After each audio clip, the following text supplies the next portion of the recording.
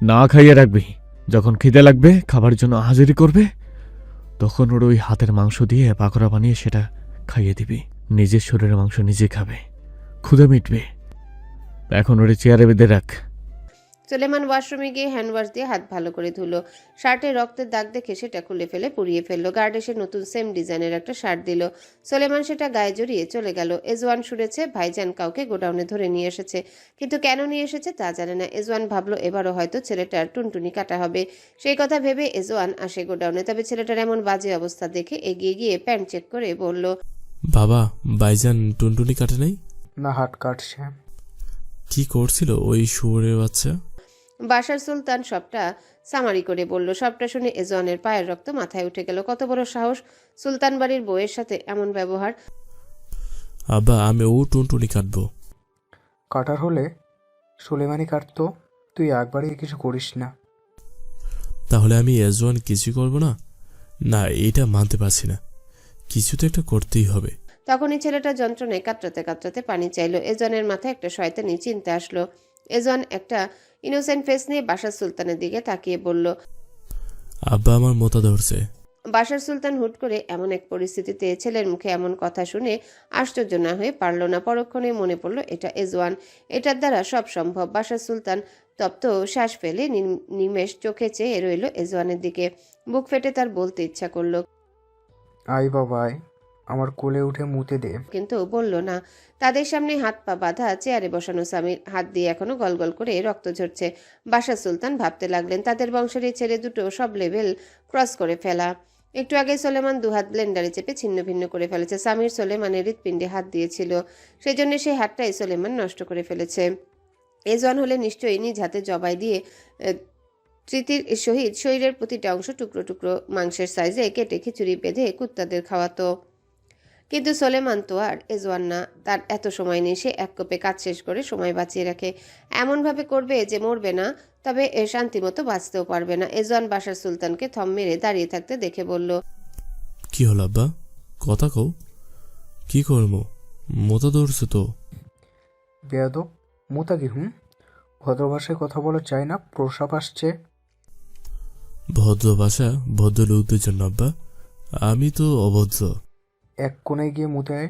এদিকে সামিরও পানি করছে। এজওয়ানের মায়া হলো, একটা মানুষ পানি তৃষ্ণায় ঢুকছে আর এজওয়ান নির্দয় হয়ে সেটা দাঁড়িয়ে দাঁড়িয়ে দেখবে। তার মনুষ্যত্ব কি বানের জলে ভাসিয়ে দিয়েছে নাকি? একজন সোচ্চার নাগরিক হিসেবে তার দায়িত্ব তৃষ্ণার্ত ব্যক্তিকে সাহায্য করা। সেই জন্য এজওয়ান বলল, কোনো কোনা টোনা যেতে পারবে না, পিছন ফিরো, আমি ওর মুখে মুতে দিই। ওর ভীষণ পানি তৃষ্ণা পেয়েছে। আমি অমানুষ নই, মানুষ। আমি সাহায্য করতে ভালোবাসি। আবার এই সাহায্য মনে থাকবে শালা বেটার। সুলতান বাড়ির দিকে হাত বাড়ানোর পরিণতি আসলে কেমন হয়? এতক্ষণ ভাই করেছে, এর সাথে আবার আমি করব আমার উপায়। যতদিন বাঁচবে ততদিন মনে পড়বে। ওর এই খাটা সমমার্কা মুখে এজওয়ান সুলতান মতে দিয়েছে। কথাটা বলেই এজওয়ান চেনটা খুলে যা কাম করার তা করা শুরু করলো। বাশার সুলতান পেছনে ফিরে বলল, হারামজাদা, জায়ঙ্গা পিন্দাস না, জেনে শুনে খালি চেন খুলে আকাম সেরে ফেলাস। এজওয়ান এক নজর বাশার সুলতানের দিকে তাকিয়ে তারপর তার কাজে মনোযোগ দিয়ে বলল, তোমার বৌমা জাঙ্গা ধুয়ে দেয় না, সেজন্য পেঁদি না, ধুয়ে দিলে অবশ্যই পড়তাম। সামিরের মুখে প্রসাব পড়ার সাথে সাথে মুখের ভেতর ওটা প্রবেশ করলো। পানির বদলে সামির পেল এজওয়ান সুলতানের দেওয়া প্রসাব, যার কিছু অংশ মুখ দিয়ে পেটে চালান হয়ে গেল অনায়াসে। রাত বাজে 11:15। প্রেমা নিজের রুমে শুয়েছিল। পায়ের আঘাত ঠিক মতো ঔষধ না লাগানোর কারণে শরীর কাঁপিয়ে জ্বর আসলো। সেই জ্বর নিয়ে একটু আধা শোয়া হতে কখন যে গভীর ঘুমে তলিয়ে গেল বুঝতে পারল না। প্রেমার ঘুম ভাঙলো কারো ধাক্কায়। পিটপিট করে চোখ মেলে তাকাতে শেখরের মুখটা দেখে তড়িঘড়ি করে উঠে বসতে গিয়ে অসম্ভব ব্যথা অনুভব করলো পায়ে। শেখর একবার পায়ের দিকে তাকালো, বিরক্তিতে চোখ মুখ কুঁচকে আসলো। আবারও আরেক নাটক শুরু হলো। গায়ের শার্টটা খুলে বিছানায় ছুঁড়ে দিয়ে বলল, খাবার বাড়ি গিয়ে আমি ফ্রেশ হয়ে আসছি। প্রেমা হা না কিছুই বলল না, চুপচাপ বিছানা ছেড়ে উঠে খোঁড়াতে খোঁড়াতে নিচতলায় আসলো। মহসিন আলী সোফায় বসে ফোন টিপছিল। প্রেমাকে দেখে তিনি ফোনটা নামিয়ে বলল, কতক্ষণ ধরে অপেক্ষা করছি, কোথায় ছিলে তুমি? প্রেমা প্লেটে খাবার বাড়তে লাগলো। শেখর ফ্রেশ হয়ে চেয়ার টেনে বসলো। হাত ধুয়ে খাবার মুখে নিতে গিয়ে শেখর আবিষ্কার করলো সামির আজ খাবার টেবিলে নেই। প্রেমার দিকে তাকিয়ে বলল। স্বামীকে ডেকে আন। প্রেমা তরকারি পাতে দিতে দিতে বলল। বাসায় নেই সামির। বাসায় নেই মানে? কোথায় গেছে? সেটা আমি কি করে জানবো? আপনার ভাই আপনাকে বলে যায়। শেখর পকেট থেকে ফোন বের করে সামিরের ফোনে ফোন কল দিতে লাগলো। বারবার ফোন কেটে যাচ্ছে, রিসিভ হচ্ছে না। মহসিন আলী খাবার খেতে খেতে বলল। হয়তো ক্লাবে গেছে, থাকুক, তুই খা তো। শেখর তাই করলো। খাওয়া শেষে চলে যাওয়ার সময় শেখর প্রেমাকে বলল তাড়াতাড়ি ঘরে যেতে, তার দরকার প্রেমাকে। একটাবারও জিজ্ঞাসা করলো না প্রেমা খেলো কি খেলো না। যে যার মতো খেয়ে চলে গেল। প্রেমা আর খেলো না। রাতে খাবারগুলো ঢেকে পায়ে বেঁধে রাখা কাপড়টা খুলে দেখলো রক্ত জমাট বেঁধে শুকিয়ে গেছে। হালকা গরম পানি করে জায়গাটা আবার ধুয়ে নিল প্রেমা। তারপর রুমে এসে টুথপেস্ট লাগিয়ে বেঁধে ফেললো পাটা। শেখর তখন আধা শোয়া হয়ে শুয়ে আছে। প্রেমাকে দেখা মাত্রই বলল। লাইট নিভিয়ে আই। প্রেমা লাইট নিভিয়ে এক এক পা করে এগিয়ে এলো। কাছে যেতে শেখর বা হাত টেনে ধরে বিছানায় টেনে ফেললো। পা গিয়ে লাগলো খাটের সাথে। ব্যথায় চোখ মুখ কুচকে ফেললো প্রেমা। বাহিরের ল্যাম্পপোস্টের বাতির আলো স্পষ্ট বোঝা যাচ্ছে মুখটা। শেখর যেন এই কুচকে যাওয়া মুখটা দেখে আনন্দিত হলো। প্রেমা দেখলো শেখরের মুখে সেই হাসি। কি জঘন্য একটা মানুষের সাথে প্রেমা সংসার করেছি। নিজের প্রতি নিজেরই ঘৃণা আসে তার। শেখর যখন একেবারে কাছে চলে আসলো তখন প্রেমা এক অদ্ভুত জিনিস টের পেল। শেখরের শরীর থেকে মেয়েলি পারফিউমের ঘ্রাণ ভেসে আসছে। প্রেমা ধাক্কা দিয়ে সরিয়ে দিল শেখরকে। চরিত্রহীন পুরুষ। আকস্মিক ধাক্কায় শেখর তাল সামলাতে না পেরে বিছানায় পড়ে যায়। চোখে মুখে ভয়ঙ্কর রাগ। প্রেমা ততক্ষণে উঠে বসেছে। ঘৃণায় শরীর কাঁপছে। কান্না রাগ সব একত্রে এনে প্রেমা তীরের মতো বলে বসলো। আজও পতিতালয়ে গিয়েছিলেন আপনি? আজও কোনো এক নারীর দেহে শুষে খেয়ে এসেছেন, তাই না? ছি! আর কতভাবে আপনি আমাকে ভেঙে চুরে শেষ করে দিবেন শেখর? আপনার কি একটু মায়া হয় না আমার জন্য? শেখর উঠে এসে প্রেমার চুলের মুঠি ধরল। সালি, তোর জ্ঞান শুনতে চাইছি আমি? তোর কাজ আমার সেবা করা, আমার চাহিদা পূরণ করা। বাড়তি কথা বলে কেন রাগাস আমায়? আমার রাগ যে তোর উপর ভারী পড়ে, জানিস না? নিজের বিপদ নিজে কেন ডেকে আনিস? প্রেমা ব্যথাতুর গলায় বলল। প্লিজ, আপনি আমার কাছে আসবেন না। হয় আমাকে মুক্তি দিন, আর না হলে আমাকে একেবারে মেরে ফেলুন। একজন চরিত্রহীন পাপী নোংরা পুরুষের বউ হয়ে বেঁচে থাকার চেয়ে মৃত্যু অনেক ভালো। মৃত্যু চাস তুই? মৃত্যু এতই সহজ? চিন্তা করিস না, তোর মৃত্যু আমার হাতে লেখা আছে। কিন্তু কিন্তু কি? তোর বাপ আমার থেকে 5 কোটি টাকা নিয়ে তোকে আমার কাছে বেচে দিয়েছে বিয়ের নাম করে। সেই 5 কোটি টাকা আমি উসুল করব তোর দেহ দিয়ে। তারপর বিশ্বাস কর, তোর বেঁচে থাকার আয়ুটা আর 1 সেকেন্ডের জন্য থাকবে না এই পৃথিবীতে। দেহ কি ভোগ করেননি এই কয় বছর? উসুল কি হয়নি সে 5 কোটি? কোন কোন অবস্থায় আপনি আমার সাথে মেলামেশা করেছেন ভুলে গেছেন? আমার পিরিয়ড টাইম বাদ রাখেননি। আমি প্রেগনেন্ট ছিলাম তখনও বাদ দেননি। আমার নারী ছিঁড়ে দুটো সন্তানকে টেনে হিঁচড়ে বের করে কুকুরকে খাইয়েছেন। সেই অবস্থাতে আমার দেহ রক্ষা পায়নি। আমাকে মাতৃত্বের সুখ একেবারে জন্য পেতে দেননি। আমাকে বন্ধা বানিয়ে রেখেছেন। আপনার হাত পা ধরে আমি কেঁদে কেঁদে আমার সন্তানদের জীবন ভিক্ষা চেয়েছিলাম, এক ভিক্ষুকের মতো। আপনি লাথি মেরে দূরে সরিয়ে দিয়েছেন। আমার সেই শরীরে একটা দাগও ছিল না। সেই শরীর আজ কালচে মারের দাগে কলঙ্কিত হয়ে কালো বর্ণ হয়ে গেছে। আমার মুখের দিকে তাকালে পরিবর্তন লক্ষ্য করেন না? চোখের নিচে কালো দাগ, ঠোঁটের পাশে কালো দাগ। আপনার বাপ ভাই পর্যন্ত কুনজর দিতে বাদ রাখি না আমার এই শরীরের উপর। আরো চাইও শোল। শেখরের মাথা ধরে গেল এসব শুনে। সেজন্য কষে একটা চর সে প্রেমার গালে দিয়ে বলল। শালি, একদম নাটক মারাবি না। তোর এই সুখ দুঃখের কথা আমি শুনতে চাই না। হয় আমার ঘরের বিছানায় থাকবি, নইলে পতিতালয়ে পুরুষদের সাথে থাকবি। এখন কোন পথে হাঁটবি ভেবে দেখ। প্রেমা নুইয়ে গেল। ইচ্ছে করছে খুন করে ফেলতে। চুপচাপ গিয়ে বিছানায় শুয়ে পড়ল প্রেমা। জীবন তোমাকে শান্তি দিবে না প্রেমা, কিন্তু জীবনের এই নিয়মেও তো তুমি চলতে পারবে না। শেখর আসলো, অনেকটা গভীর ভাবে আসলো কাছে। প্রেমা এই গভীরতায় কোনো প্রেম, কোনো সহানুভূতি, কোনো সুখকর অনুভূতি খুঁজে পেল না। পেল শুধু আক্রমণকারী হিংস্র থাবা। দু চোখ বেয়ে শুধু তার নোনা জল গড়ালো। কি এক আশ্চর্য অমানসিক চাহিদা শরীর নিয়ে। এই শরীরের জন্য কত কি সহ্য করতে হয়। মানুষ ঠিকই বলে ভাতে কুরকুরায় না, কুরকুরায় যৌবনে। কেউ দুমুঠো ভাতের যাতনায় কষ্ট করে, আর কেউ শরীর নিয়ে যন্ত্রণায় ছটফটিয়ে মরে। সোলেমান নিবাস সে ফিরে ডানে বামে না তাকিয়ে সোজা নিজের রুমে এসেছে। মেহেরিন তখন পড়ার টেবিলে মাথা ঠেকিয়ে শুয়েছিল। বই পড়তে পড়তে হয়তো ঘুমে তলিয়ে গেছে। সোলেমান দেখল বউ তার এভাবে টেবিলের উপর মাথা ঠেকিয়ে শুয়ে আছে। পরনের শার্টের হাতা গোটাতে গোটাতে হাত ঘড়িটা খুলে এগিয়ে গেল, আলতো করে হাত রাখলো মাথায়। একটা পুতুল বউ তার। এই পুতুল বউকে কেউ ছোঁয়ার চেষ্টা করবে, দেখার চেষ্টা করবে, আর সোলেমান যেন হাত গুটিয়ে বসে থাকবে। প্রেমিকার জন্যে যেখানে ভরা ক্যাম্পাসে মানুষ পেটাতে পেরেছে, সেখানে বইয়ের বেলায় তো মানুষ খুন করতেও দ্বিধা করবে না সোলেমান। কলিজা টেনে বের করে আনবে তার বইয়ের দিকে নজর দিলে। এখন এই নজর যেই দিক। মেহেরিন মাথার উপর হালকা ভারী অনুভব করতে পিটপিট করে চোখ মেলে তাকালো।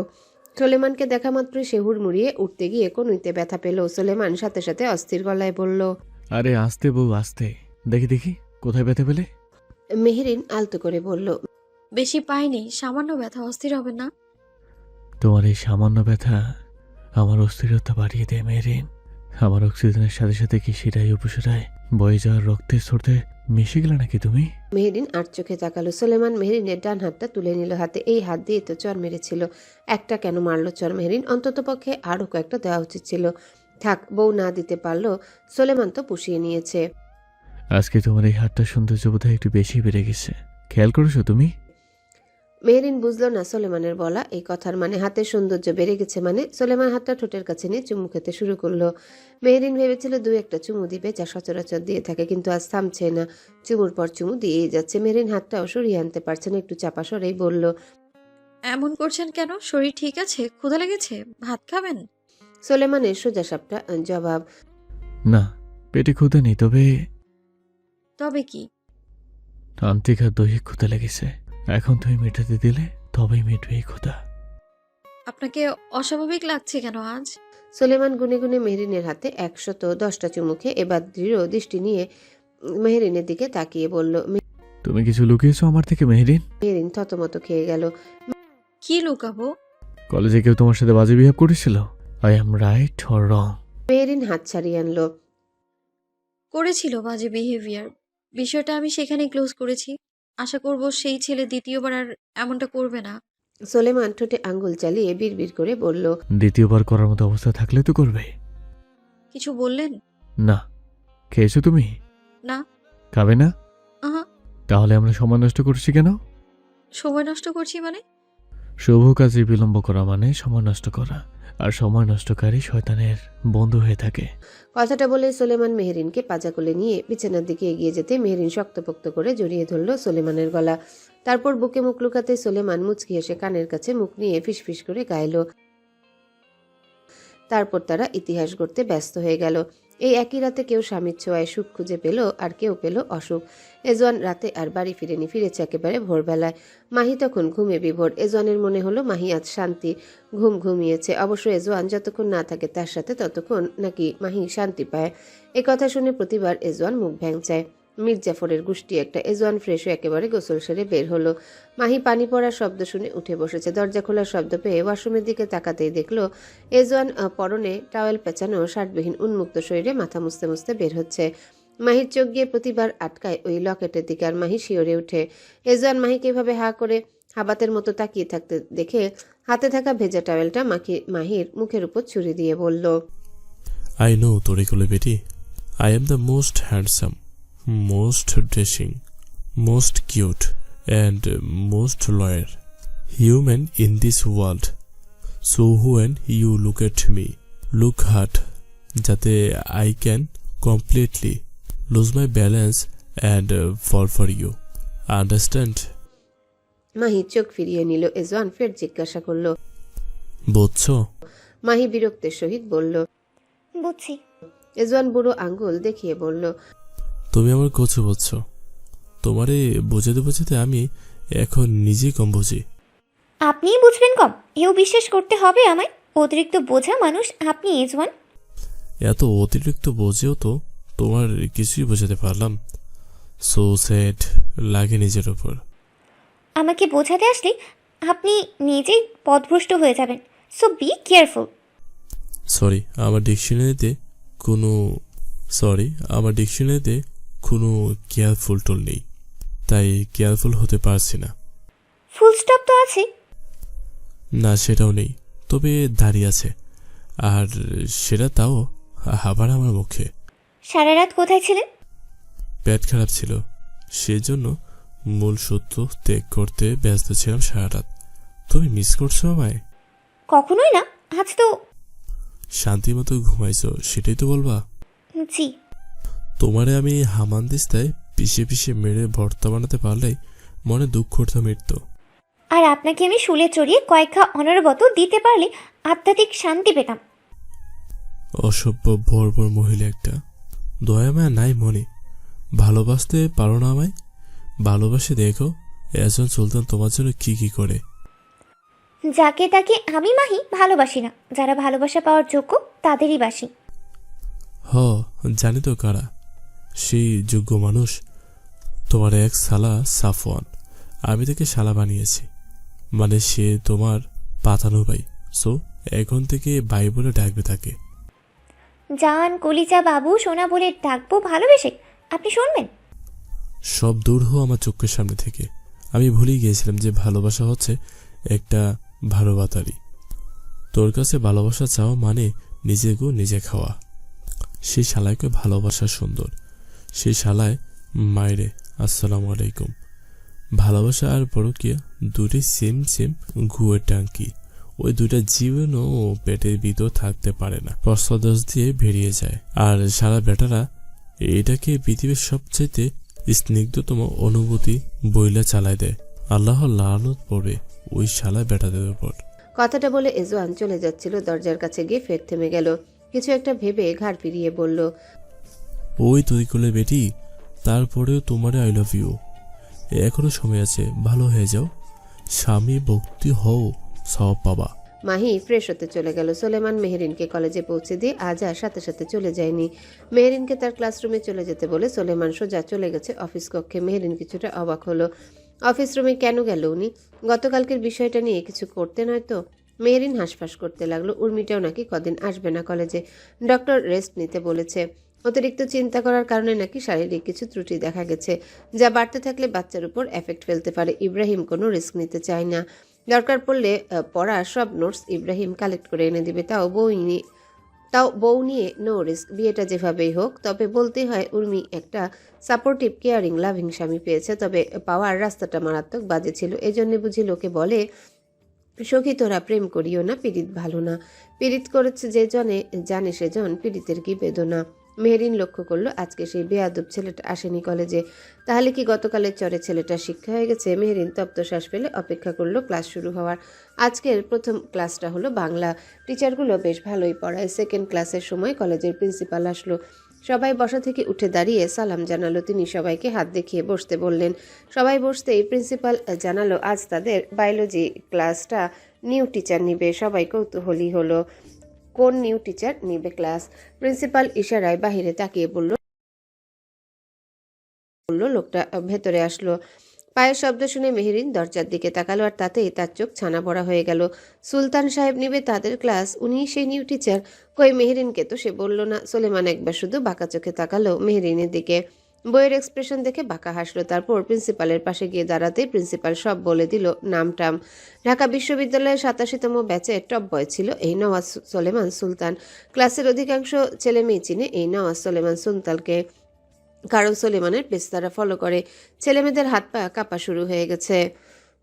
এই হ্যান্ডসাম এমপি এখন নাকি তাদের টিচার। ও মাই গুডনেস টাইপের বিষয় হয়ে দাঁড়ালো। মেহেরিন আশেপাশে তাকালো, কিভাবে হাবাতের মতো তাকিয়ে আছে। এরা কি জানে না এই লোক বিবাহিত? আশ্চর্য, পরের স্বামীর দিকে এমন নজর দেওয়াটা কতটুকু যৌক্তিক। প্রিন্সিপাল চলে যেতে সোলেমান পোডিয়ামের সামনে দাঁড়িয়ে হাতের মার্কারটা রেখে গলা ঝেড়ে বলল, ইতিমধ্যে প্রিন্সিপাল স্যার আমার পরিচয়টা অলরেডি দিয়ে গেছে, তাই নতুন করে নিজের পরিচয় দেওয়ার সময় নষ্ট করছি না। আর সবার পরিচয় জানতে গেলে ক্লাসের সময় শেষ হয়ে যাবে, কিন্তু তবুও পরিচয় নয় শেষ হবে না, তাই আমি আমার মতো করে জেনে নিচ্ছি। এই থার্ড বেঞ্চের সেকেন্ড ইউ, পরিচয় দাও। একটা ছেলে দাঁড়ালো। ছেলেটা তার পরিচয় দিতে সোলেমান তার দু বেঞ্চ পেছনের আরেকজনকে দাঁড় করালো। বেশ বেছে বেছে দাঁড় করাচ্ছে। চতুর্থ টাইমে এবার সোলেমান মেহেরিনের দিকে তাকিয়ে বলল।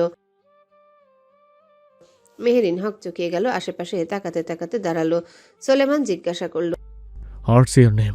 নাম জানার পরও জিজ্ঞাসা করছে। মেহেরিন বলল, মেহরিন তাওয়াসুম। সোলেমান চোখ মুখ কুচকে বলল। হোয়াট? মেহেরিন কি? মেহেরিন হাত কুচকলে বলল, মেহরিন সুলতান। Sit down. মেহেরিন বসে পড়ল। বাপরে, এখন নাকি স্বামী তার টিচার, রাজনীতি ছেড়ে শিক্ষক হতে গেল কেন? পুরো ক্লাসটা সোলেমান একদম পারফেক্টভাবে পড়ানো, নিঃসন্দেহে টিচার হিসেবে বেস্ট। কিন্তু মেহরিনের সমস্যা হচ্ছে এই বেস্টে মেয়েগুলো কিভাবে তাকিয়ে দেখছে। সোলেমান ভুলেও এদিক ওদিক তাকাচ্ছে না, তার পুরো মনোযোগ বই আর হোয়াইট বোর্ডে। তাকে দেখে কেউ বুঝবে না যে এই লোকের বউ উপস্থিত আছে ক্লাসরুমে। পুরো ক্লাসের সব পড়া নোট করে নিল মেহেরিন। উর্মিকেও তো দিতে হবে। যখন ঘন্টা পড়লো, সোলেমানের ক্লাস শেষ হলো, তখন সোলেমান দ্বিতীয়বার তাকালো। মেহেরিনের সাথে চোখাচোখি হতেই মেহেরিন দৃষ্টি সরিয়ে নিল।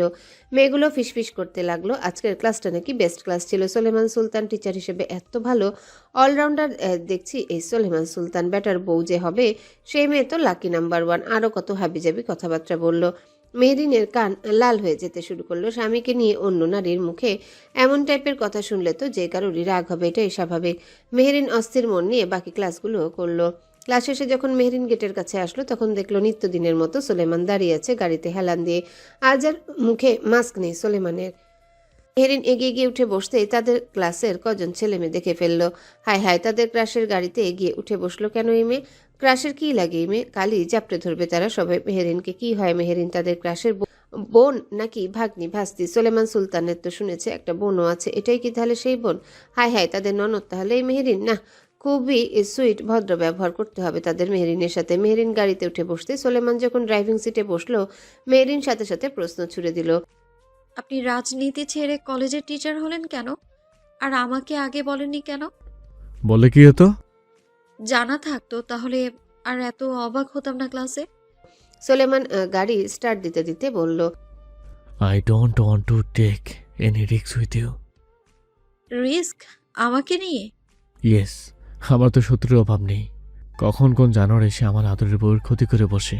সেই জন্য চাই না আমার বউ আমার চোখের আড়ালের বাইরে থাকুক। যতক্ষণ তুমি নিবেশের বাইরে থাকবে, ততক্ষণ আমি তোমার সাথেই থাকবো। এত শত্রু জুটালেন কি করে? আমার হটনেস দেখিয়ে? কথাটা বলে সোলেমান মেহরিনের দিকে তাকাতে দেখলো মেহরিন হাসছে। হাসছো কেন মেয়ে? মেহরিন হাসি থামিয়ে বলল, তারা কি লেসবিয়ান? এই তো একদম সত্যি গেস করেছো। আসলে ওরা হয়তো লেসবিয়ান।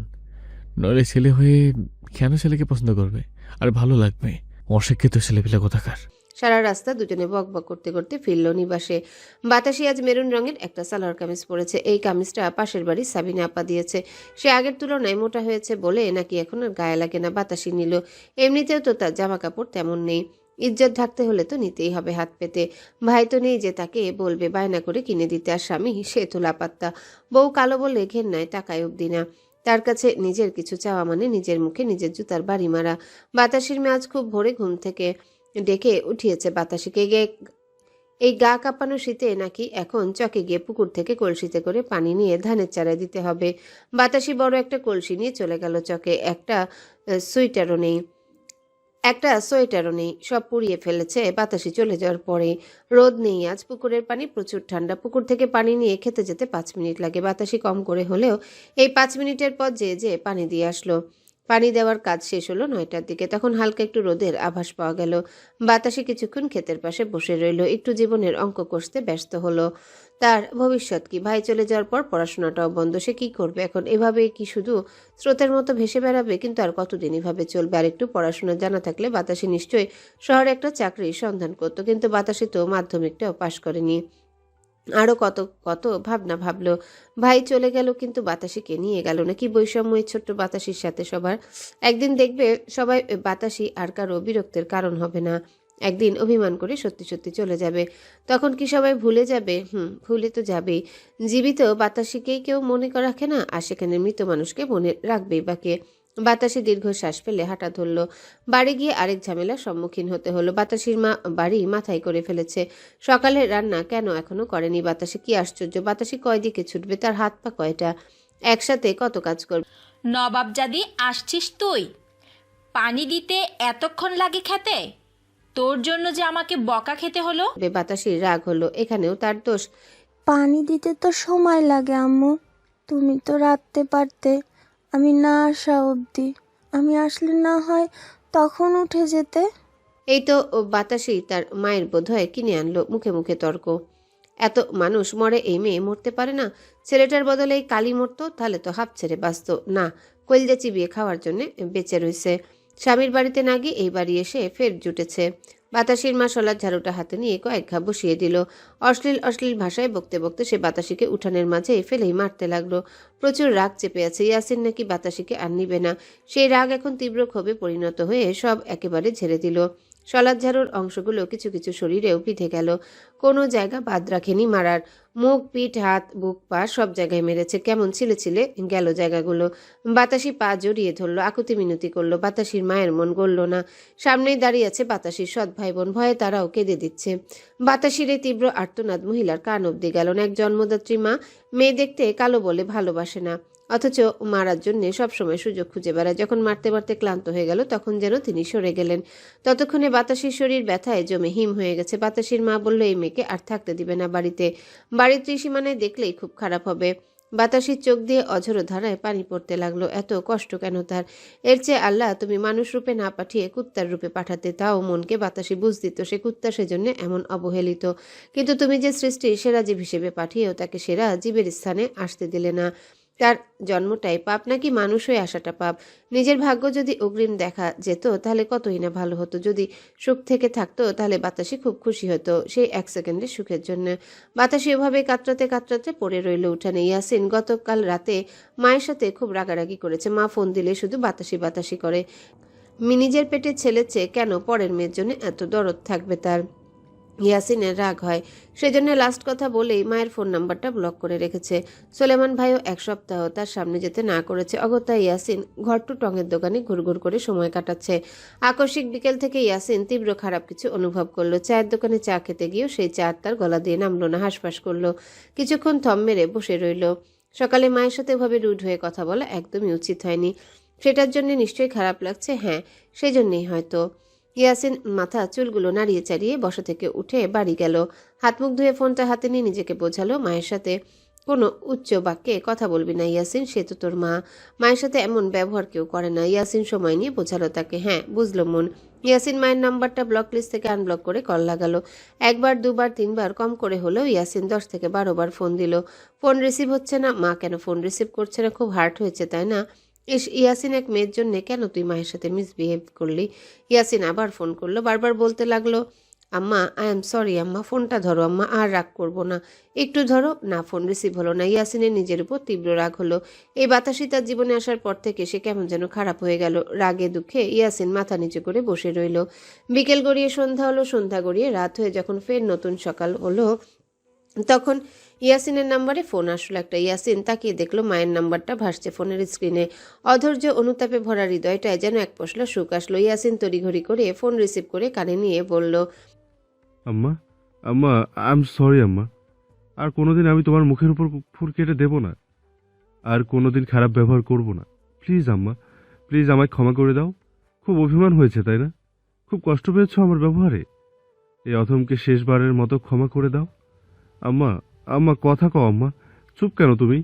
কি হলো বলো, করবে না ক্ষমা? বলো।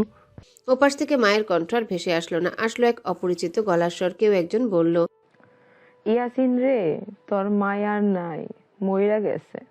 ইয়াসিনের পৃথিবী যেন এক মুহূর্তের জন্য থমকে গেল। কানে বাজতে লাগলো একটাই শব্দ, তার মা আর নাই, মইরা গেছে। হাত থেকে ফোনটা পড়ে গেল ফ্লোরে। মায়ের মুখটা ভাসছে চোখের সামনে। সেই যে সেদিন আসলো ইয়াসিন। ইয়াসমিন বেগম বারবার ইয়াসিনের গা হাতিয়ে বোঝাচ্ছিল, আর ইয়াসিন বারবার বিরক্তের সহিত হাত সরিয়ে দিচ্ছিল। ইয়াসিন যদি খুনাক করেও টের পেত সেই হাতটা নয়, ইয়াসিন বেগমের শেষ হাতটানো ছিল, তাহলে ইয়াসিন ভুলেও সেই হাতটা সরিয়ে দেওয়ার মতো দুঃসাহস দেখাতো না। শরীরের ভারসাম্য আর ধরে রাখতে পারল না ইয়াসিন। গগন বিদারী এক চিৎকারে সে লুটিয়ে পড়ল মেঝেতে। ওপাশ থেকে বারবার কেউ হ্যালো হ্যালো করছে। ইয়াসিন আর ডানে বামে তাকালো না। পাগলের ন্যায় ছুট লাগালো দিনাজপুরের উদ্দেশ্যে। সকালে নাস্তার টেবিলে শেখর ফের সামিরকে দেখতে না পেয়ে গর্জে উঠল। মহসিন আলী চায়ের কাপে সবে চুমুক বসাতে যাচ্ছিলেন, কিন্তু ছেলের এমন গর্জে উঠায় আর সেটা পান করতে পারল না। শেখর ফোনে সময় দেখে বলল, সামির কোথায়? ফেরেনি। ফেলেনি মানে? খোঁজ নাওনি কেন? ও কি ছোট বাচ্চা যে খোঁজ নিতে হবে? ফোন করো, জিজ্ঞেস করো কোথায় আছে। ইমিডিয়েটলি বাসায় আসতে বলো। সোহানের কানে গেলে খারাপ হয়ে যাবে। মহসিন আলী পাঞ্জাবির পকেট থেকে ফোনটা বের করে ফোন করলো সামিরের ফোনে। ফোন বেজেই চলেছে কিন্তু রিসিভ হচ্ছে না। রিসিভ করছে না? ওর ফ্রেন্ডদের জিজ্ঞেস করো। মহসিন আলী সামিরের বন্ধুদের ফোন দিয়ে জিজ্ঞাসা করে।